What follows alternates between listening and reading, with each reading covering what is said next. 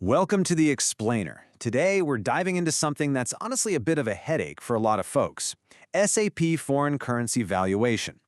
So, if your company operates globally, dealing with multiple currencies is, well, it's just the reality of the job, right? But trying to pin down those constantly moving exchange rates for your month-end financial statements, yeah, that requires a seriously tight system setup.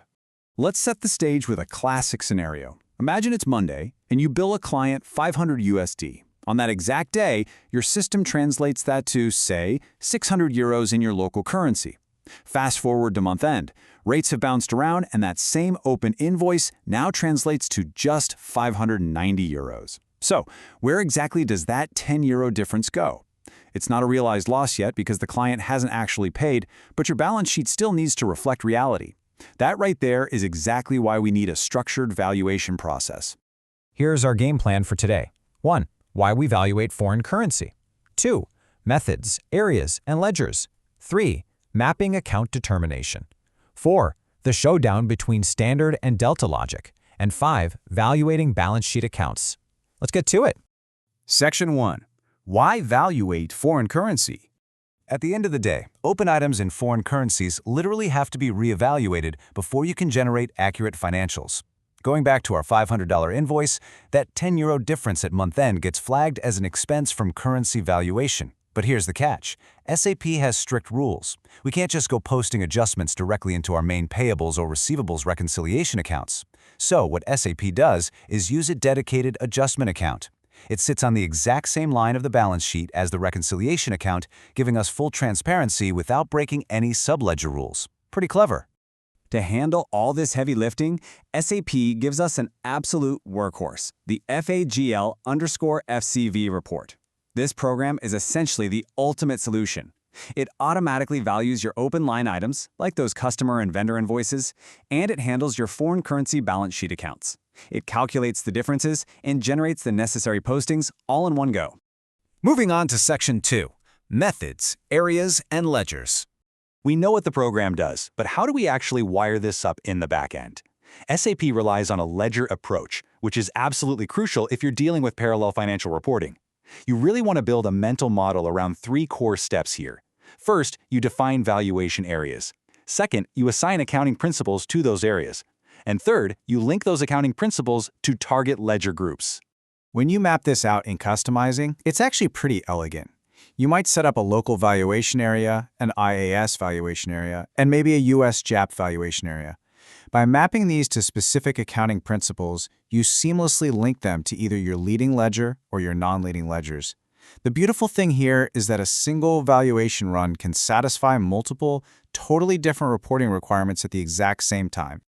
Now, each of those valuation areas needs a specific valuation method to tell it how to behave. This is where you dictate the core logic. Are you applying the lowest value principle? Or are you telling the system to always valuate?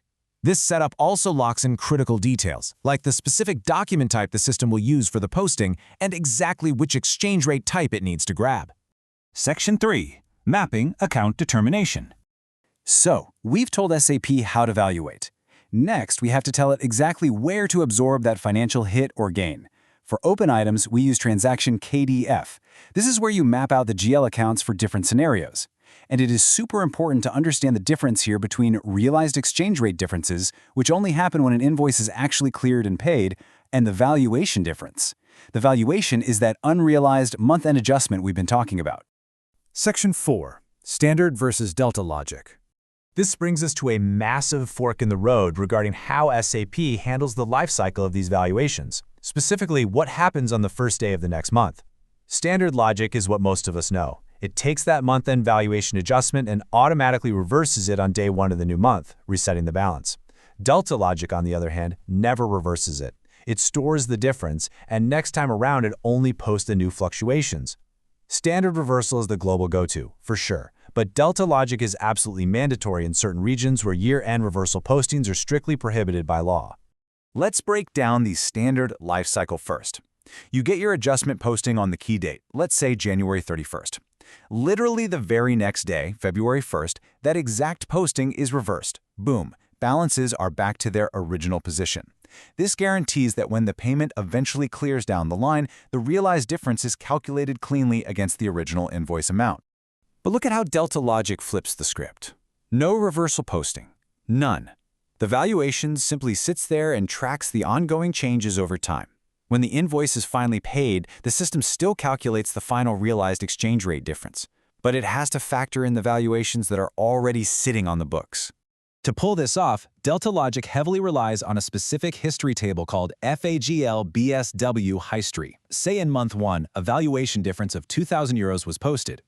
Month 2 rolls around, rates shift, and the total difference from the original invoice is now €4,500. Well, under Delta Logic, SAP checks that history table, sees the €2,000 is already accounted for, and literally just posts the incremental difference, so it only posts that new €2,500.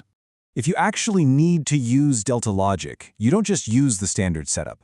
You actively have to configure it by changing an existing valuation area into a Delta Logic area. You do this in customizing, specifically in the V_AFGL_FCV_Delta table view. It's just a quick settings change, but it has a huge impact on system behavior. Finally, Section 5, Valuating Balance Sheet Accounts. Let's pivot away from open invoices and talk about things like your foreign currency bank accounts. The huge takeaway here is that, unlike individual customer or vendor items, balance sheet accounts are valuated at the total account balance level. The system just looks at the cumulative balance in the foreign currency, applies the month-end exchange rate, and compares it against the cumulative balance already sitting in local currency. The difference is your adjustment. And because we're looking at the total balance level, not individual open items, we actually don't use transaction KDF anymore. Actually, scratch that. We use a completely different transaction, KDB. Here, SAP looks for a specific exchange rate difference key that you assign right in the GL master data of that bank account, and it uses that key to find the correct loss or gain accounts. And that brings us full circle right back to the main execution screen. You've done all the hard work, you defined your areas, mapped your KDF and KDB accounts, decided between standard or Delta Logic. Now, you literally just punch in your company code, your key date, select your meticulously configured valuation area, and hit execute. Let SAP do its thing. But before we wrap, I want to give you one absolutely crucial technical tip. A super common headache when setting all this up is simply forgetting to maintain the internal number range interval. You have to run transaction FAGL_FCV_SNRO and make sure interval 01 is set up. If you don't, your update runs won't generate an ID, and the whole process just stops dead in its tracks. So that is our journey from configuration to execution. I'll leave you with a quick question to think about for your own setup. Are you currently just rolling with the standard reversal process because it's what you know? Or is it time to look at your regional footprint and see if upgrading to Delta Logic makes sense for compliance? Thanks for hanging out for this explainer. And hey, happy configuring!